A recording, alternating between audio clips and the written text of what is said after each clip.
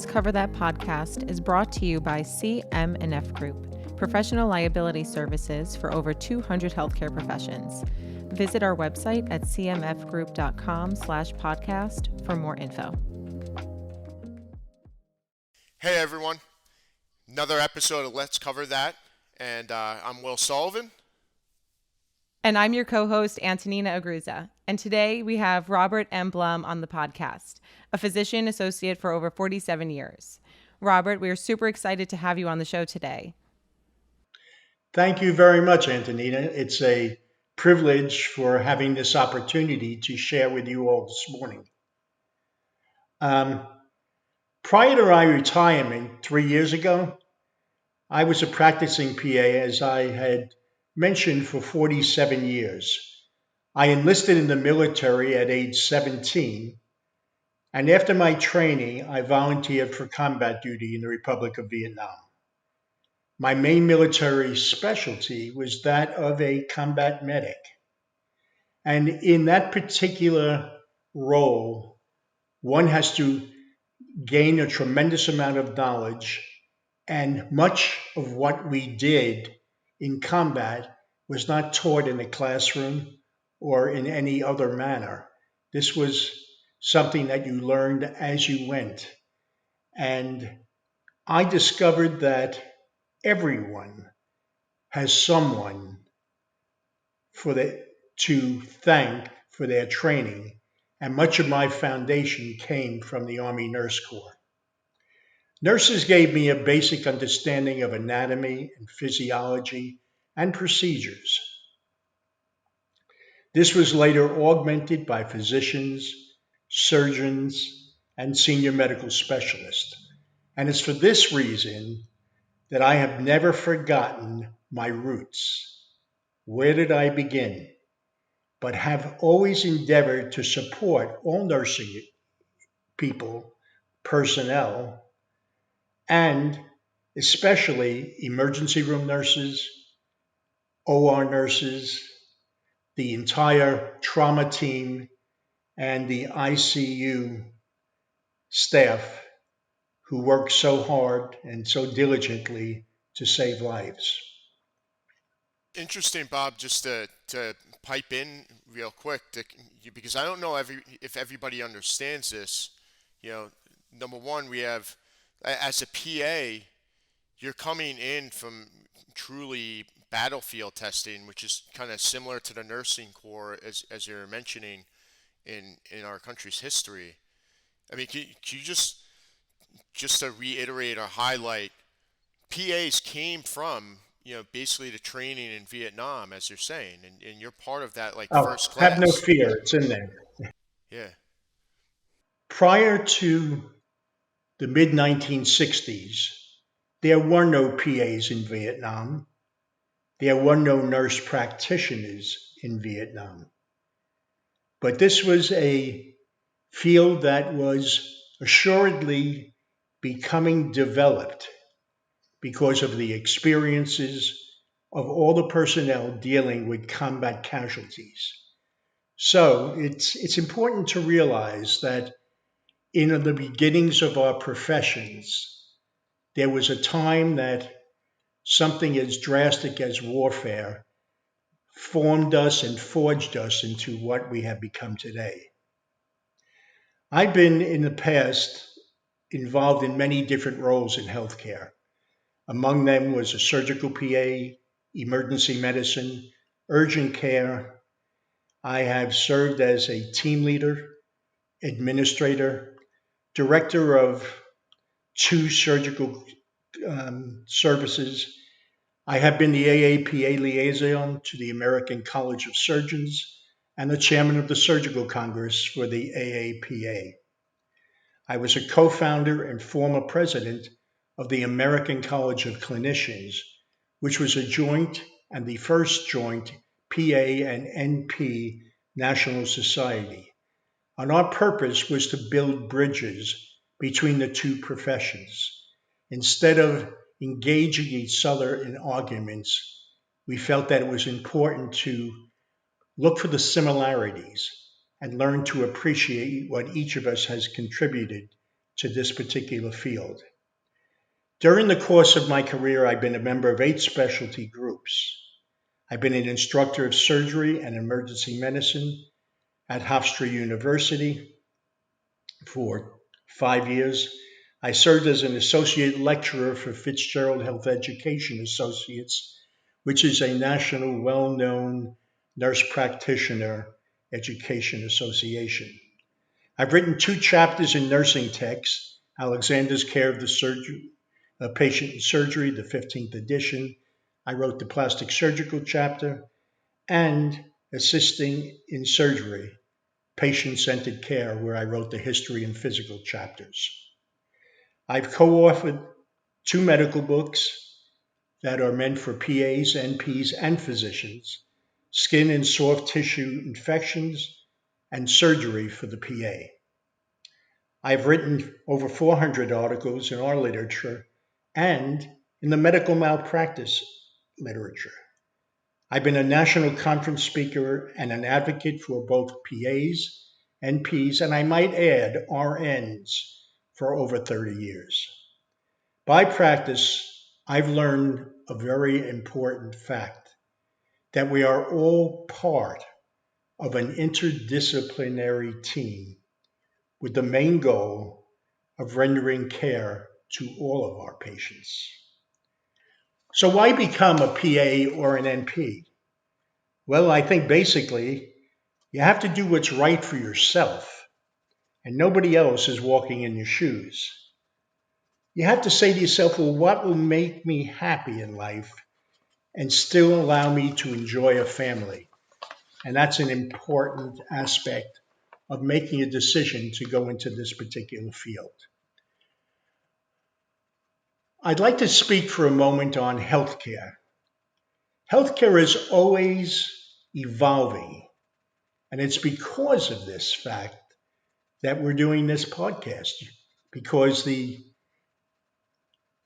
continuation of education is so important, regardless of what fields we may be in, so that we have to continually build on our foundations.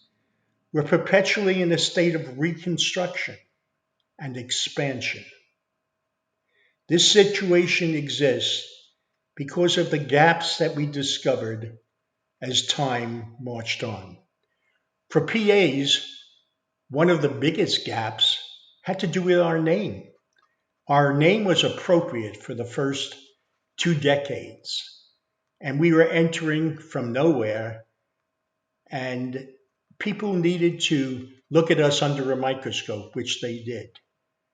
But in the world of assistants, there are medical assistants, and there are nursing assistants and radiology assistants. There are a plethora of assistants, but we've gone beyond that role. This is over a half century now, and assistant is no longer appropriate, and it's for that reason in the past year that the name physician associate has been approved. We began our education as a small edifice, and we built them into skyscrapers. We're forever changing and increasing our didactic studies and our degrees. Both NPs and PAs have developed doctoral programs, and they've expanded their knowledge into research, education, and administration.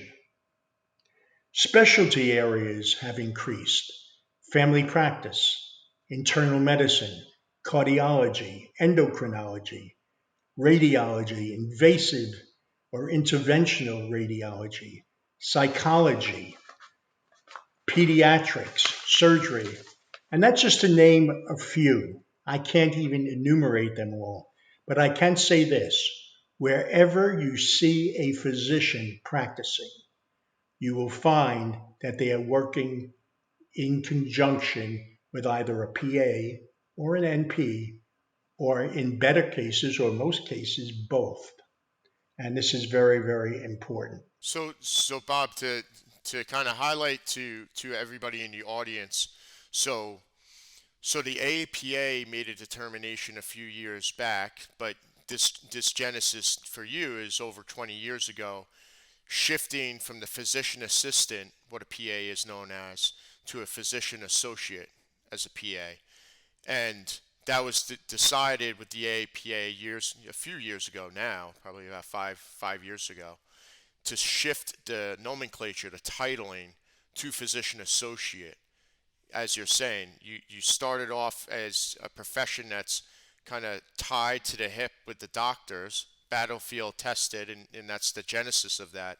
And now you're in the new battlefield with COVID and everything else over the past 20 years, and the extension of the PA is different versus an assistant.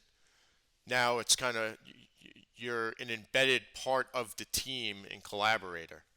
Is that is that kind of like a good summary of like where that transition has occurred and what you're saying now the PAs are physician associates and now we're moving into the new area of what that scope of practice, that authority looks like? Exactly. The name physician associate was actually approved in the House of Delegates last year, and maybe 2 years ago. And it's taken a while for it to come to the forefront. But now our job is to let the medical associations and the American Hospital Association and the administrators know of that change and know why we changed it and what it really represents. And so I think you hit the nail on the head. This is what we do today. When I mentioned the specialty, What is when you say associate, what is the distinction you all as PA see there that's the difference versus assistant?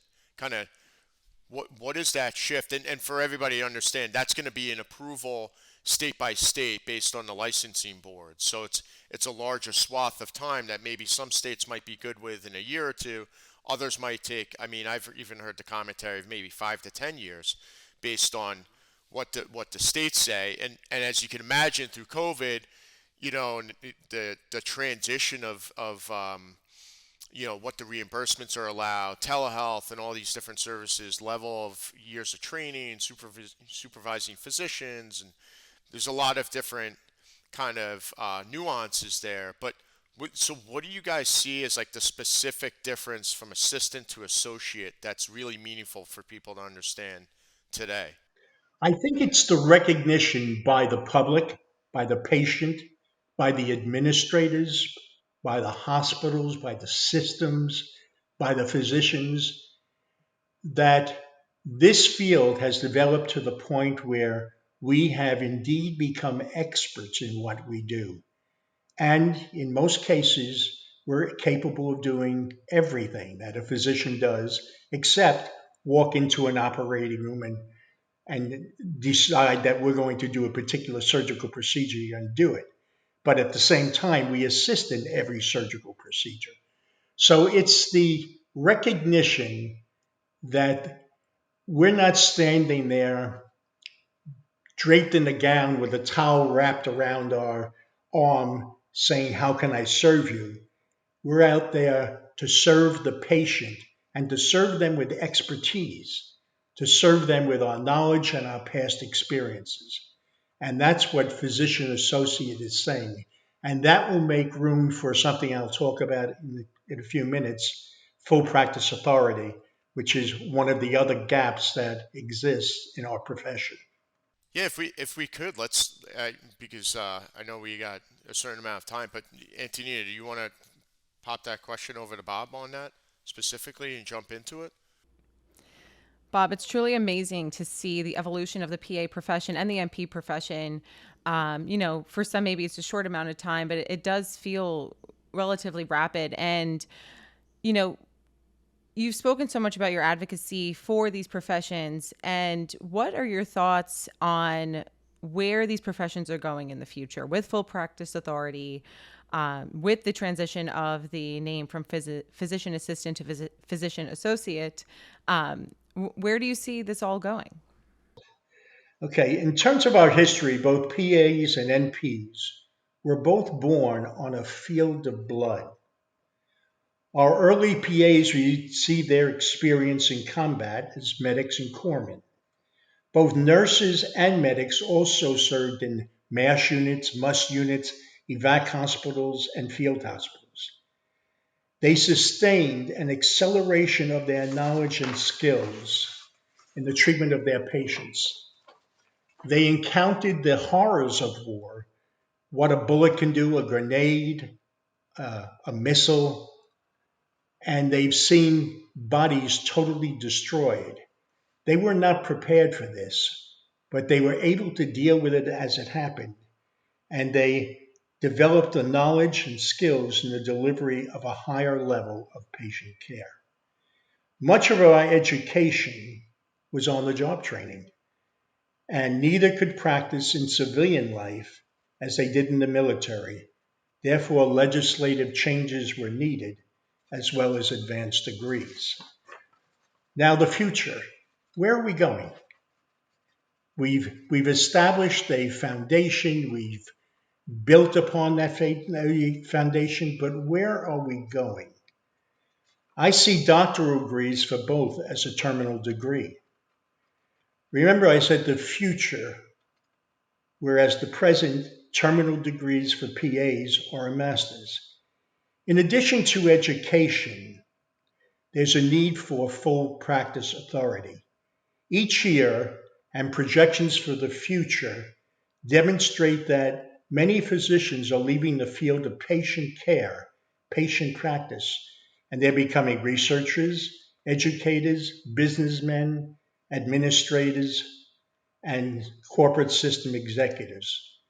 Among the areas that are being affected the most are family practice, emergency medicine, surgery, and intensive care because of the AIDS epidemic. So, with all of this happening, who's going to stand in the gap? When these doctors or when these physicians, since we have so many doctoral PAs and NPs, when the physicians exit, when they do an exodus away from practice, someone has to pick up the slack. Someone has to care for patients in America. And who is that? It's the NP and the PA. We are going to be existing in that role. And in order to do that, we need to be able to function autonomously. And the NPs have already accomplished that in 25 states. The PAs have it in a couple of states, and we are working steadily to see this come into fruition.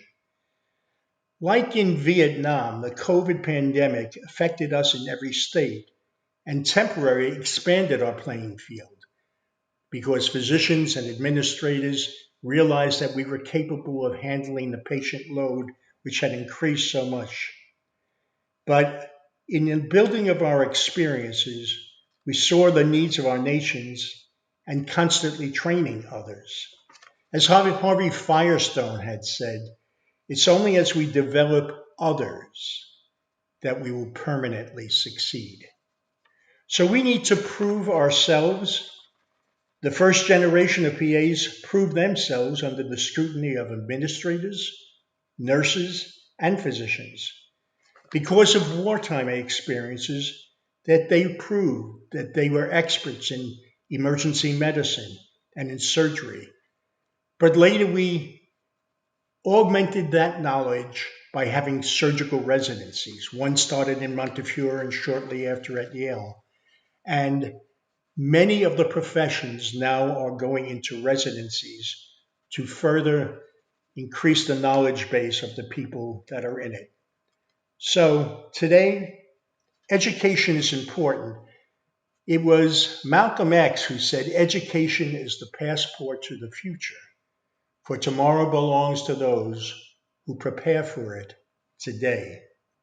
And we march steadily forward each day, proving ourselves and sustaining life. And that's about it. And I'll take any other questions you may have. Bob, the amount of work you've done in the PA profession and for NPs has been absolutely commendable, and we really appreciate your time today. Thank you so much for giving us an overview of the profession and where it's come from and where it's going. Thank you very much for the opportunity to do so. Thank you so much for your service to our country. As a veteran and also in the healthcare field, it's been amazing. And the ability to bring, I think a lot of light to where the professions, in plural for PAs and NPs has come from, the collaborative nature with the physicians that you've been a part of over the years, and where we need to go as a country is really immense. And I think it all ties into the collaborative nature, the ability to find value-based care, which is something we'll be touching on more as the year goes along. And it's just, and it even kind of harkens back to our discussion with Desmond Watts at Eden Health. It's just, there's a lot of great opportunity that the PA profession is bringing to the country. And just thank you so much for being a leader of it over the years. It's been a pleasure. And thank you so much for your questions in between. You guys never got to say anything about malpractice. That's it. Yeah, that's a wrap. Thank you.